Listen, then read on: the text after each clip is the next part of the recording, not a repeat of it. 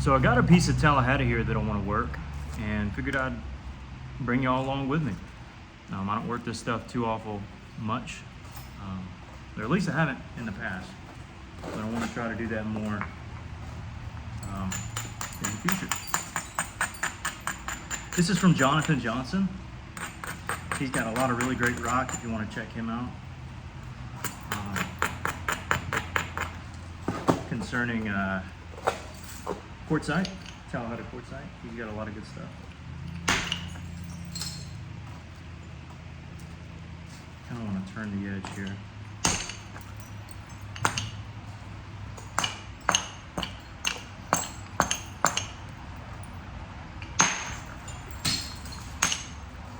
There we go.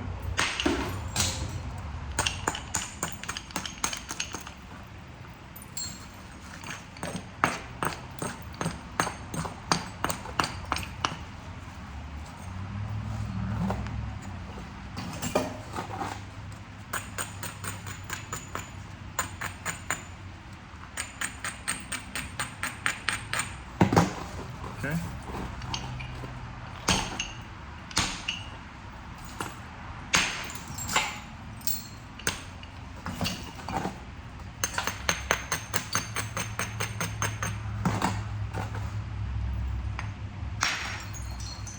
Good little spall.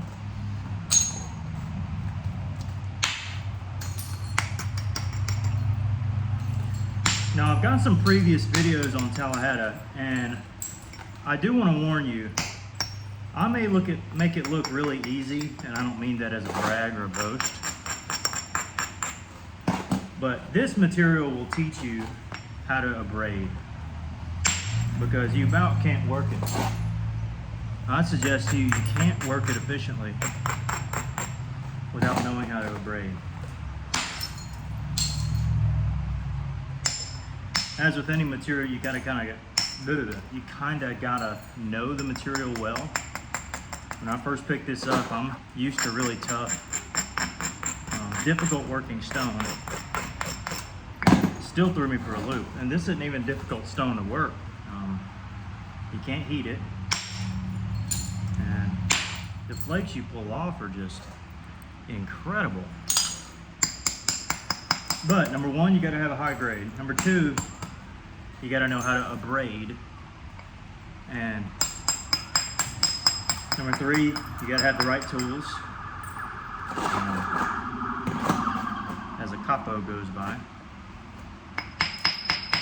They say antler works really well on Tallahatta. I'm sure that's quite true. I've heard it from a bunch of people. But guess what? Copper does really well too. But you gotta abrade. That's the thing. You don't abrade on your pivotal hits, you will be in a world of hurt. I'm telling you. I'm telling you. But if you want some of this, all that being said, go check out Jonathan Johnson on Facebook. I want to give him a shout out. He's got some really, really good stuff. Some of the best Tallahatta I've seen. Haven't seen a lot, but I do have my fair share of working it, and he's got the best stuff I've worked.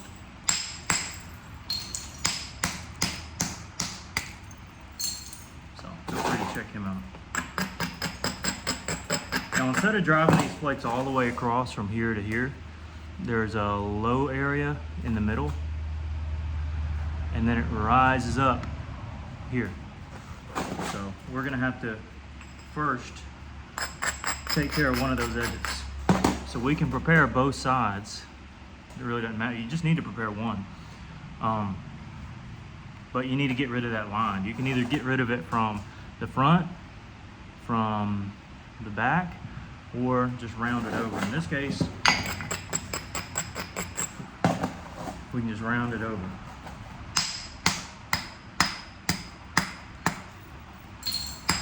Not really a big deal. Now you can come in on this other side.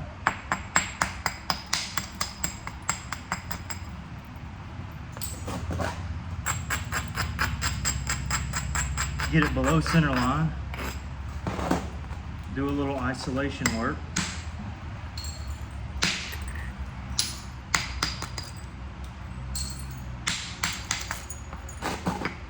And then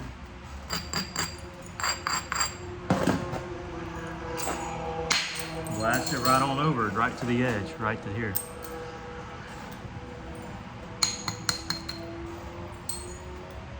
Pretty cool, pretty cool. Now, as I'm looking at the base, here's what I'm noticing. Number one, this is below center line, so I can easily take that off. But also look at the base in regards to length. Our length is this part, not this part. What I mean by that is, you flip it on its side, this part is closer to the tip. It's there. This part is closer to the back. So if our center line can be made from here and shoot through to the tip, then we can conserve length. But if we make our center line from here to there, does that make sense? It's shorter, so we want to conserve it. And because we got a little bit of a lower area on the spot we're trying to get rid of, might as well, right? Take a little hit. Okay, same thing. This is the low spot. You can run it right across, but look here, high area.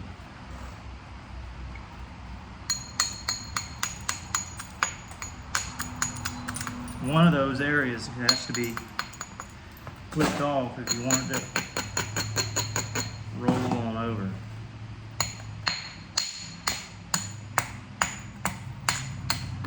It don't really matter if you hinge, you just gotta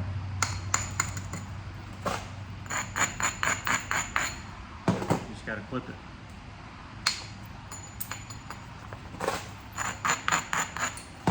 Set you up a little platform and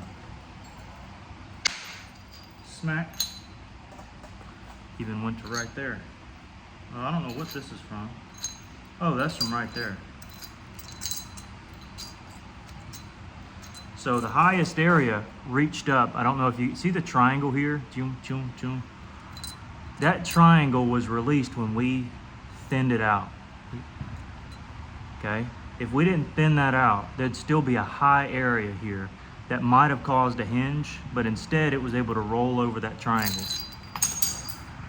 You can go back in the video and probably see what I'm talking about, assuming I'm correct.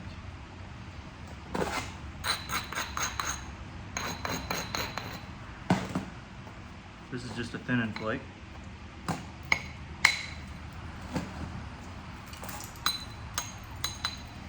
Nothing crazy.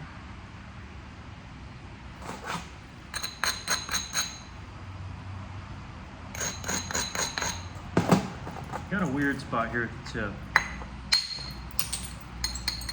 See how I sheared that entire face there? It makes it so much easier in the long term. Sometimes those shearing flakes can do harm though. This might hinge out on me. Yeah, I did alright.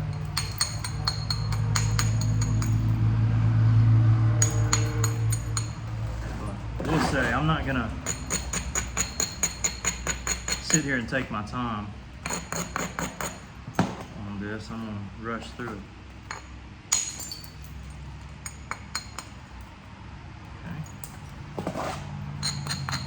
Again, same thing on the base. Our length is back here. You can get rid of all these humps and stuff.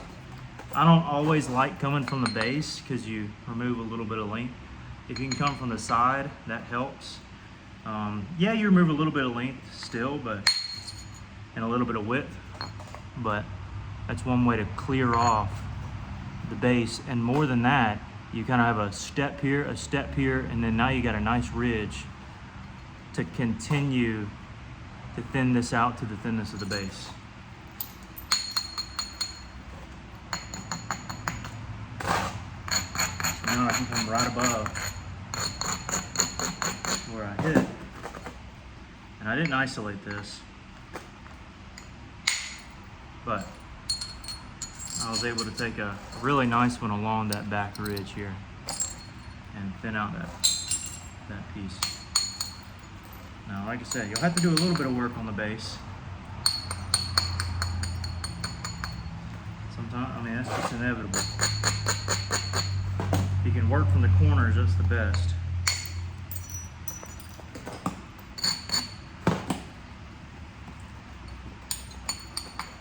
Okay.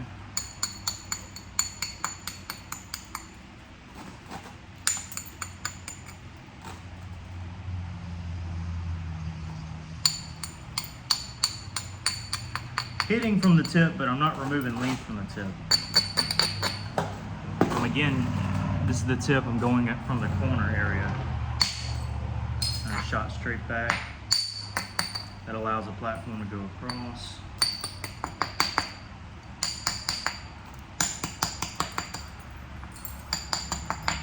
This is just preparing convexity, essentially, all those stripes. Now this side's pretty flat. This side has some humps. And we're gonna move them on off.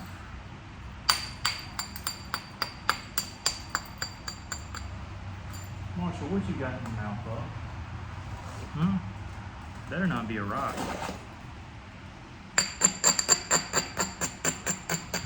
I'm sure all of you, or some of you, have met my new dog, Marshall. He's been good to keep around the house. He's behind me here.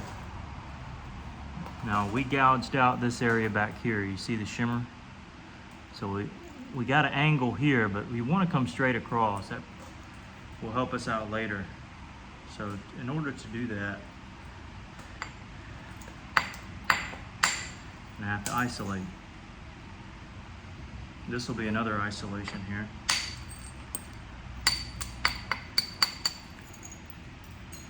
In order to get to one primary flake, I want to take right here. Then the tip out a good bit, then back here out a good bit. So now we got this. And didn't roll over, probably because I didn't thin this here enough. So it just hinged out and didn't roll over how it ought to. So there's my lesson learned.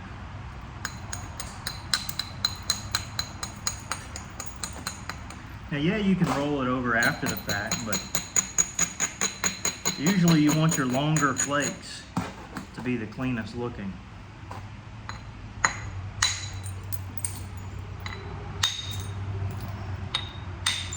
Luckily this material is so nice, it's able to just kind of roll right on over, no problem.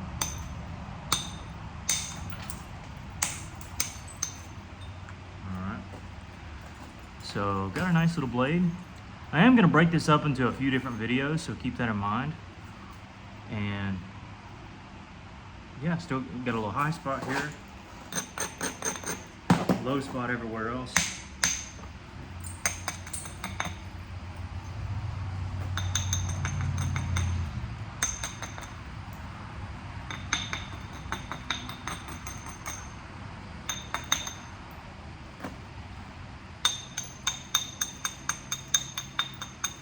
And I'm a big Pickwick kind of guy, so I may go for that.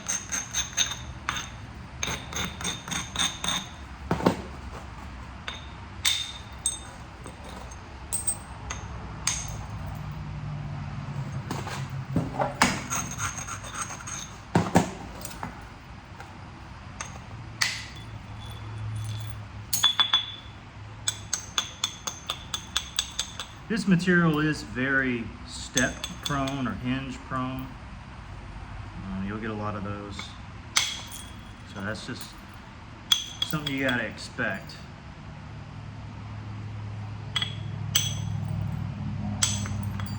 With this material. That's why your longer flakes are important, is, you know, making sure you can get a clean removal. Alright, thinning it out even more. See back here, you're able to see it a bit better, I guess.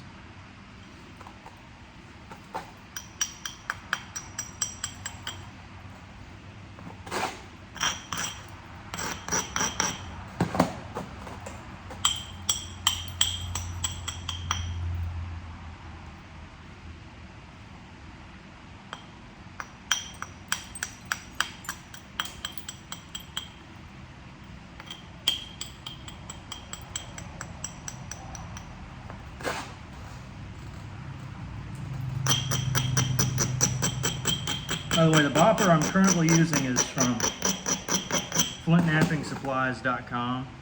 They've got a lot of the material that I use, or tools that I use.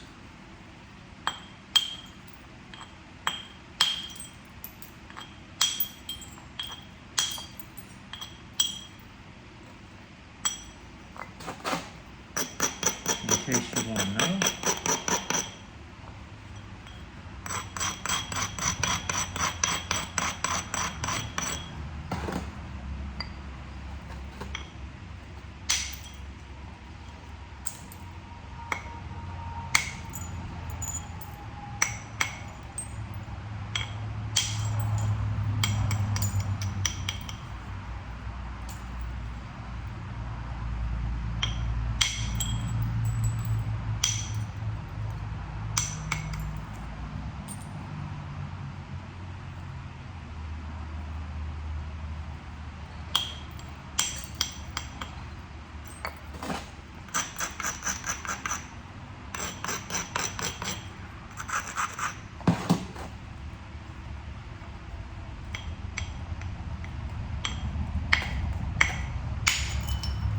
A nice one.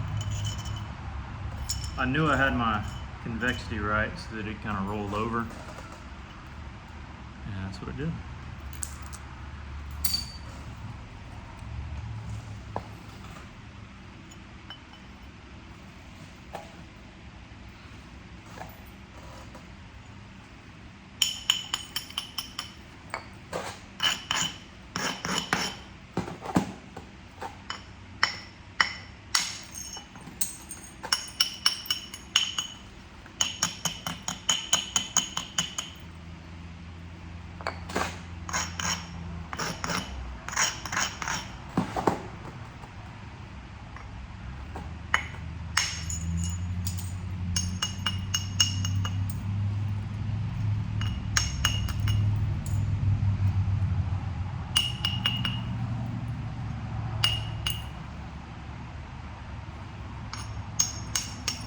Need to start drawing this tip in a little bit.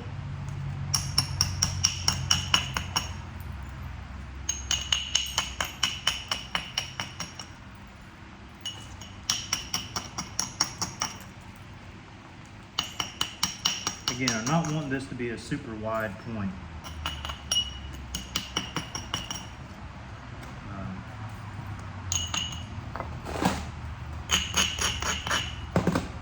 Just long enough.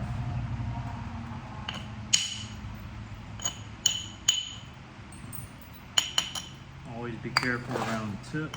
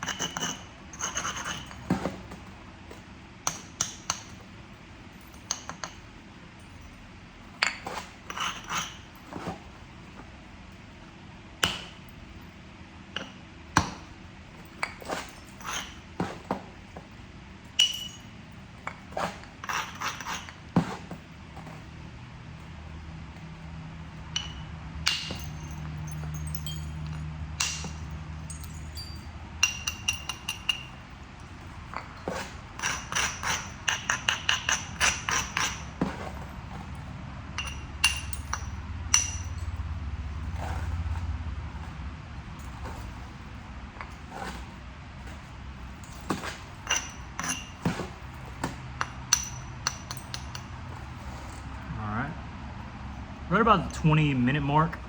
Let me take a little break and come right back. All right, so I'll post the part 2 here in a minute.